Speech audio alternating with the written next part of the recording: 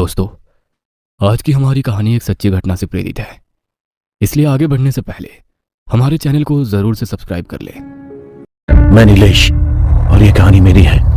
मैं भी कभी आप ही लोगों की तरह एक आम आदमी हुआ करता था, पर आज दुनिया मुझे पागल कहती है। जो लोग आते जाते मेरा हाल पूछते थे, वही लोग अब मुझे देखकर पत्थर मारते हैं, डर कर अपना रास्ता बदल देते हैं। ये सब मेरे बस एक गलत फैसले की वजह से, जिसे अब मैं चाह कर भी सुधार नहीं सकता। एक शाम मैं ऑफिस से घर वापस आ रहा था।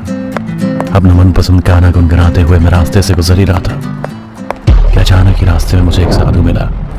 क्या बात है बेटा, आज बड़े खुश लग रहे हो, किस बात की इतनी खुशी है? मैंने आज से पहले उस साधु को कभी नहीं देखा था। मैं उसे इग्नोर कर आगे बढ़ा ही था कि तब वो साधु ने मुझसे कुछ ऐसा कहा जिसे सुन मेरे पैर जम से गए। शहनाज, बेहद पसंद है ना तुझे? चिंता मत कर, मेरी बात मानेगा तो वो भी तुझे पसंद करने लगेगी। साधु ने मुझे सुनाते हुए कहा, पर आप हैं कौन और आपको कैसे पता कि मैं शहनाज को बहुत पसंद करता हूँ? ना चाहते हुए भी शहनाज का नाम सुन मैं साधु से बात करने को रुक गया। मुझे इस तरह परेशान देख साधु मुस्कुराते हुए बोला, अरे नीलेश, परेशान क्यों होता है? मैंने कोई जादू टोना नहीं किया तुम पर, बल्कि शहनाज के बारे में तो तुमने ही मुझे बताया है। मैंने? पर मैंने तो तुमसे कभी बात नहीं करी, फिर ये कैसे पॉसिबल है? बाबा, आप कुछ कहते क्यों नहीं? भला मैंने आपको शहनाज के बारे में कब बताया? इस पर साधु बोला, नीलेश, मैं अक्सर इस रास्ते पर ही बैठा आते जाते लोगों को देखता रहता हूँ, और रात होते ही पीछे कब्रिस्तान में जाकर सो जाता हूँ। यही मेरी जिंदगी है। पर जब से मैंने तुमको खुद से बात करते देखा तो मुझे अच्छा लगा। तुम्हारे चेहरे से ही पता चल रहा था कि तुम किसी के प्यार में हो। फिर एक दिन मैंने तुम्हारे मुंह से उस लड़की का नाम भी सुन लिया, शहनाज। बस इसलिए तुमसे बात करने का मन हुआ, क्योंकि मैं जिससे प्यार करता था उसका नाम भी शहनाज ही था। साधु की बात सुनकर पहले तो मुझे खुशी हुई, लेकिन जब मैंने उसकी बातों को ध्यान से सुना तो चौंक गया। था का क्या मतलब है? क्या हुआ आपकी शहनाज को? मेरे इस सवाल पर साधु के चेहरे पर दर्द झलकने लगा था, पर उसने मेरी बात का कोई जवाब नहीं दिया। बस मेरे कंधे पर प्यार से हाथ रखते हुए बोला, नीलेश, तुम चिंता मत करो, ये लो सफेद गुलाब लो, और कल तुम इसे अपनी शहनाज के बालों में लगा देना, वो तुम्हें तुरंत हाँ कर देगी। साधु के हाथों में सफेद गुलाब देख मुझे अजीब तो लगा, पर मैं भी अपने एक तरफा प्यार में अंधा हो चुका था, इसलिए ज्यादा कुछ ना सोचते हुए मैंने साधु के हाथ से वो सफेद गुलाब ले लिया और अपने घर आ गया। उस रात मुझे नींद नहीं आई। मैं बस साधु के दिए उस सफेद गुलाब में अपनी शहनाज को इमेजिन कर रहा था, और पूरी रात यही सोच रहा था कि कब शहनाज मुझे हाँ बोले और मैं उसे अपनी बाहों में भर लूं। इन्हीं सपनों को देखते हुए कब मेरी सुबह हुई मुझे पता ही नहीं चला। शहनाज, आई लव यू, और फिर वो प्यार से मुझे अपनी बाहों में भर लेगी। पर सोच रहा हूँ शहनाज के हाँ करने के बाद मैं उसे कहीं घुमाने ले जाऊं या फिर उससे शॉपिंग के लिए पूछूं। खुद से कहता हुआ जब मैं ऑफिस पहुंचा, शहनाज मुझे कहीं दिखी नहीं। किसी तरह बेचैनी में दिन खत्म हो गया, शाम हो गई। ऑफिस में सब लोग जा चुके थे, पर मैं अभी भी शहनाज का इंतजार लिए ऑफिस में ही बैठा था कि अचानक ही शहनाज मेरे सामने आ गई। शहनाज मेरे सामने गले में वरमाला डाले खड़ी थी। उसने मेरे बॉस से ही शादी कर ली थी। सच कहूं तो दिल टूटना किसे कहते हैं, मैंने तब महसूस किया था। उस वक्त मैं जिस दर्द से गुजर रहा था उसे मैं शब्दों में बयां नहीं कर सकता। मन तो कर रहा था कि कहीं भाग जाऊं, सब कुछ छोड़ दूं, कि तभी शहनाज ने मुझे गले लगाते हुए कहा, नीलेश, मैं तुमको सब कुछ बताने ही वाली थी, पर सब कुछ इतना जल्दी हो गया कि मुझे मौका ही नहीं मिला। शहनाज अभी बोल ही रही थी कि उसने मेरे हाथ में साधु का दिया हुआ वो सफेद गुलाब देख लिया। अरे वाह, तुम सच में मेरे सबसे अच्छे दोस्त हो। मेरे लिए सफेद गुलाब लाए हो, ये मेरी फेवरेट है। लाओ इसे मुझे दो, मैं इसे अपने बालों में लगा लेती हूँ। शहनाज ने कहते हुए मेरे हाथों से गुलाब लेकर अपने बालों में लगा लिया। गुलाब लगाते ही उसकी आंखों में प्याला रंग उतर आया। मैं ये देखकर चौंका पहले ही पल से अपना वहम समझकर नजरअंदाज भी कर दिया। गुलाब लगाते ही वो पूरी बदल सी गई। खुद को शीशे में देख हंसे जा रही थी, जैसे किसी पुरानी घटना के कोई नया शरीर मिल गया हो। एक पल को मैंने देखा कि शहनाज अंधेरे में किसी से बात कर रही है। लो मैं आ गई। क्या खूबसूरत जिस्म ढूंढा है तूने इस बार। कसम से दिल खुश हो गया। जल्दी तेरे पास आती हूँ तुझे भी खुश करने। ये अंधेरे में किसी से बातें कर रही हो तुम? मैंने शहनाज से कहा, पर उसने मुझे ऐसे देखा जैसे वो मुझे जानती ही नहीं। वो बिना मुझसे कुछ कहे ऑफिस के बाहर चल दी।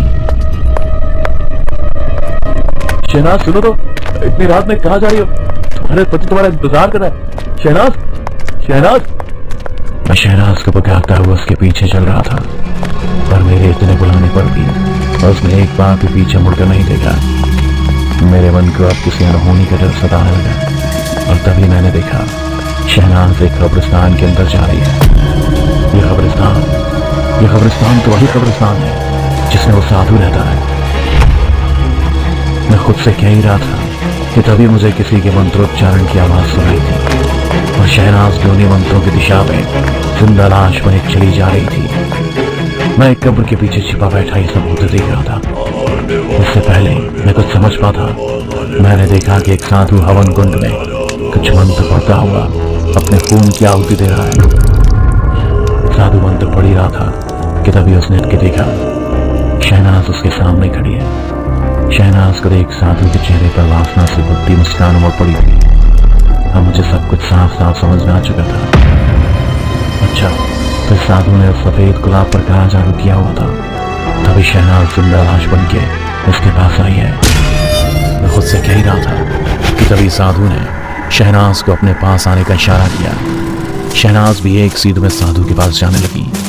ये देख मैंने चिल्लाते हुए साधु से कहा, तो इस साजिश के पीछे तेरा हाथ है और तूने जो कुछ भी कहा वो सब झूठ था। साधु मुझे गुस्से में देख मुस्कुराने लगा और हवन कुंड में फिर से अपने खून की आहुति डालते हुए बोला, इस संसार में प्यार जैसा कुछ नहीं होता। ये सब सिर्फ एक कल्पना है और कुछ नहीं। अगर इस संसार में कुछ वास्तविक है तो वो है वासना, सिर्फ और सिर्फ वासना। और हाँ, मैंने तेरे से जो कुछ भी कहा था वो सब झूठ था, बिल्कुल तेरे एक तरफा प्यार की तरह। और अभी तो मैं तेरी आंखों के सामने ही तेरे प्यार को तार तार करने वाला हूँ। इतना कहकर साधु ने शहनाज को अपनी बाहों में भर लिया।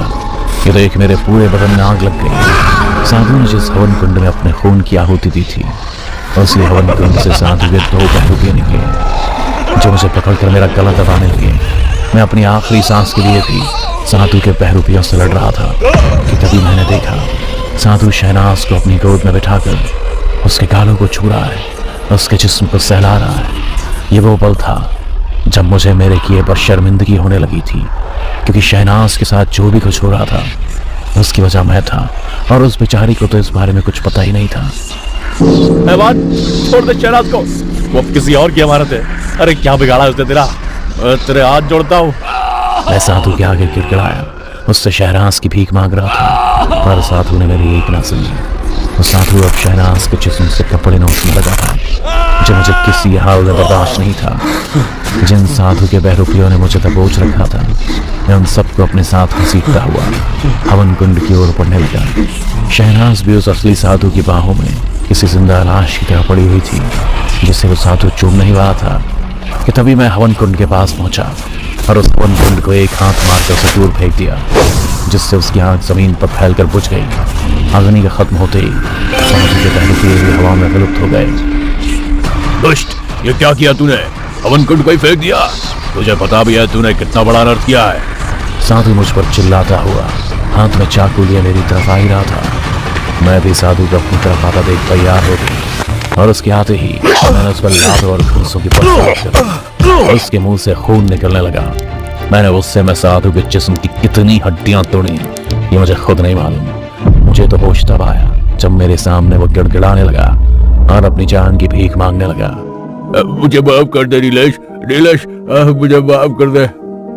पर इतने पर भी मेरा गुस्सा शांत नहीं हुआ और मैं गुस्से से उसका गला दबाकर उसे जान से मारने ही वाला था कि तभी मुझे शहनाज की आवाज सुनाई दी। नीलेश, नीलेश। शहनाज अपने हाथ में चाकू लिए मेरे पीछे ही खड़ी थी। हवन कुंड की अग्नि के बुझते ही सफेद गुलाब पर किया हुआ काला जादू भी खत्म हो गया और शहनाज भी होश में आ गई। उसने जब अपनी हालत देखी तो अगले पल ही उसे सब कुछ समझ आ गया था। वो पूरी तरह से टूट चुकी थी। उसकी आंखों में आंसू थे। नीलेश, तुमने मुझे बर्बाद कर दिया। मैं तो तुम्हें एक अच्छा दोस्त समझती थी, पर तुम तो हैवान निकले। तुमने मेरा घर बसने से पहले ही उजाड़ दिया नीलेश। मेरी नई नई शादी हुई थी, मैंने अपना परिवार बसाने के सपने देखे थे और तुमने सब तबाह कर दिया, सब बर्बाद कर दिया। नीलेश, सब बर्बाद कर दिया। तुम मेरे दोस्त नहीं, दुश्मन हो, दुश्मन। शहनाज की ये बातें मुझे झकझोर गई थी। जिस प्यार के लिए मैं तरस रहा था, उसी प्यार की नजरों में आज मैं एक हैवान बन चुका था और ये सब मेरे गलत फैसले के कारण हुआ था। मैं जान चुका था कि जो गलती मैं कर चुका हूँ उसे मैं चाहकर भी नहीं सुधार सकता। फिर भी मैंने कोशिश की और शहनाज को पूरी बात बताने के लिए उसकी तरफ बढ़ा ही था कि तभी शहनाज ने मुझे चाकू दिखाते हुए कहा, रुक जा हैवान, मुझे गंदा करने के बाद भी तेरा मन नहीं भरा जो तू फिर से मेरे करीब आना चाहता है। खबरदार, अगर एक कदम भी मेरी तरफ बढ़ाया तो मैं मर जाऊंगी, पर तुझे खुद को छूने नहीं दूंगी।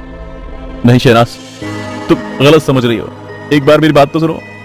मैं उसे समझाने के लिए आगे बढ़ा ही था कि शहनाज ने मुझे अपनी तरफ आता देख आत्महत्या कर ली। अपने हाथ में लिए चाकू को उसने अपने पेट में घोंप लिया और दर्द के मारे तड़पने लगी। शहनाज, ये तुमने क्या किया? क्यों मुझे इतनी बड़ी सजा दे रही हो? शहनाज, मेरी बात तो सुनो। मैं शहनाज को संभालने उसकी तरफ बढ़ा ही था, पर उसने मुझे खुद को छूने से भी रोक दिया था। खबरदार नीलेश, अगर तुमने मुझे छुआ भी तो मैं नहीं चाहती कि तुम्हारी परछाई भी मुझ पर पड़े। तुम एक हैवान हो, हैवान। मुझे शर्म आती है कि मैंने तुम्हें कभी अपना दोस्त समझा था। इतना कहकर शहनाज मेरी आंखों के सामने मर गई। मेरे प्यार ने मेरी आंखों के सामने ही अपना दम तोड़ लिया, जिसकी वजह मैं खुद हूँ। शहनाज की वो आखिरी बातें मैं बर्दाश्त नहीं कर पाया और दिमागी संतुलन खो बैठा। लोग मुझे देखकर डरते हैं, दूर भागते हैं, मुझे पत्थर मारते हैं, पर मैं ऐसी कब्रिस्तान में अपने प्यार, अपनी शहनाज की कब्र के पास पड़ा रहता हूँ। उसकी कब्र को छूता नहीं, उसे अच्छा नहीं लगता। बस दिन रात उससे माफी मांगता रहता हूँ, इस उम्मीद में कि शायद किसी रोज वो मुझे माफ कर देगी और मैं खुद को याद दिलाता हूँ कि मैं एक हैवान हूँ,